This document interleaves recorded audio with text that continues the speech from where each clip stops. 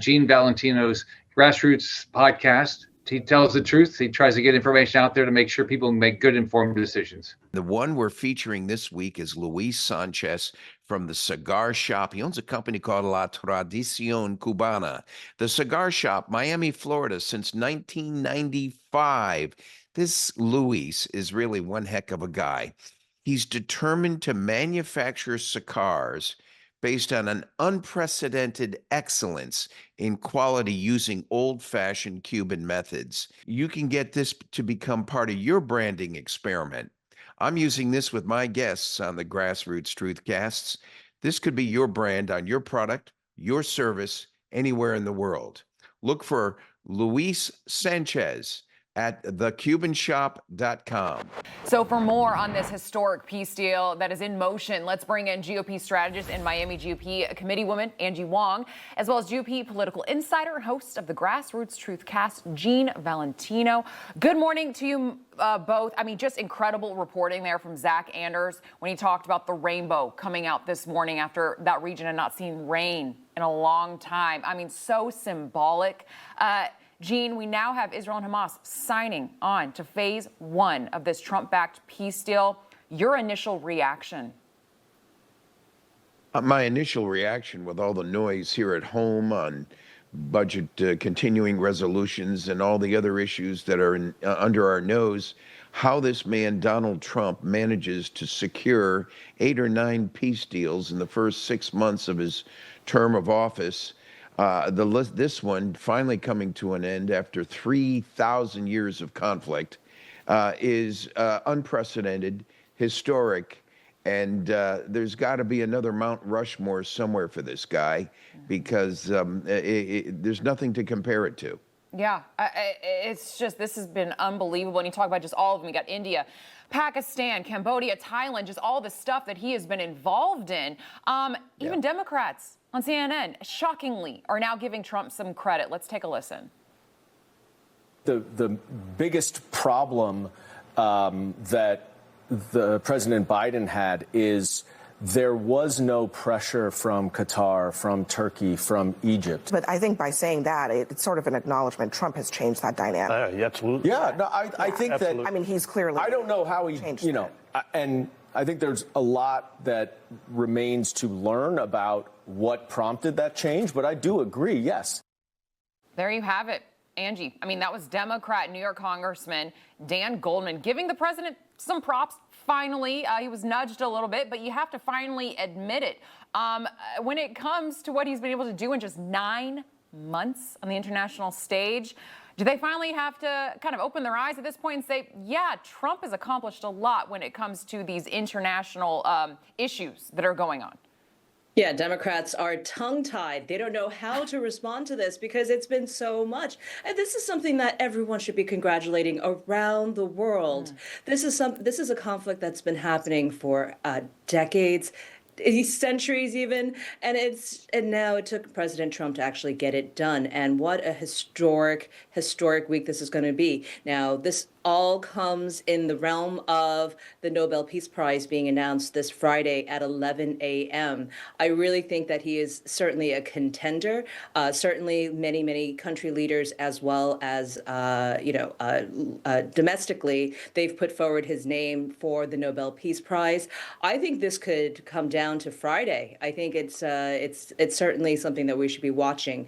As far as like Democrats, they don't really know what to do because they haven't received their marching orders from the leadership yet. They cannot push back on this. They should leave it alone or congratulate in unison to our president. I mean, like you said at the beginning of your thought there, this should just be across the aisle. Everyone should be excited that this is getting done and the hostages will hopefully be coming home Saturday. But moving on a little bit back here stateside. So the president holding a roundtable meeting yesterday with members of his administration and other experts. Let's take a listen to his comments on going after the group that he's now declared a terrorist organization. The epidemic of left-wing violence and Antifa-inspired terror has been escalating for nearly a decade. At universities, Antifa has organized riotous mobs to attack campus speakers. I see it all the time. And these are agitators anarchists, and they're paid, but they have been very threatening to people, but we're going to be very threatening to them, far more threatening to them than they ever were with us, and that includes the people that fund them. I mean, Gene, I think this is fantastic. For so long, the left have been saying Antifa is just, it's an idea. They don't actually exist. Yet, I mean, as we're showing our audience right now on our screen, they are violent. They spit on our officers. They physically attack our officers. What do you make of the way that the president is now trying to just root out what he now is deeming domestic terrorism? Well, the politician will tell you what you want to hear, but the leader will tell you what you need to know. And Donald Trump is not following in some lockstep Democratic type mantra of leadership. He's leading and others are following him. It's because he comes out of a corporate world where leadership's required to bring a bottom line of profitability to an entity. In this case, the profitability is the United States of America, and it's now evidenced. I think that it's time for the Republicans and the Democrats to learn a good lesson here. The lesson is that we can have our political differences within our political party system, but when we get on the House and Senate floors, we must legislate and act on behalf of the greater good of the nation, not Nancy Pelosi and Chuck Schumer and Hakeem Jeffries. We must lead and come up with our decisions based on what's in the greater good of the nation. I hope the message from the Donald Trump administration and the future of this nation is that we've got to come together in true bipartisanship, not just talk about it. And that's what I take from this. Yeah, and I mean, Democrat John Fetterman has really been aligning himself with a lot of the Republicans, and he said exactly what you just said. He said, my vote was for our country over my party, which is, I think, is how it should be done. Angie, I'm going to give the last thought to you on this. Yeah, I'm very happy to see that President Trump is finally labeling Antifa as a terrorist group. For a long time, we were told that these were protesters. I don't see anything about protesting here, not when it comes to violence, when it comes to burning flags, when it comes to shoving people and causing violence and standing in front of cars. These things are violent acts. I'm very happy to label it because now he has more powers to go and arrest. Yeah, exactly. Finally, they have a label, and it's the label they deserve. Angie Wong, Gene Valentino, thank you so much for joining us this morning. Really appreciate your time. Thank you. Thank you. The one we're featuring this week is Luis Sanchez from the Cigar Shop. He owns a company called La Tradición Cubana. The Cigar Shop, Miami, Florida, since 1995. This Luis is really one heck of a guy.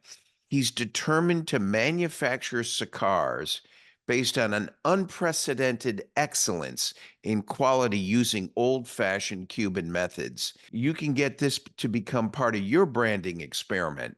I'm using this with my guests on the Grassroots Truthcasts. This could be your brand on your product, your service, anywhere in the world. Look for Luis Sanchez at thecubanshop.com.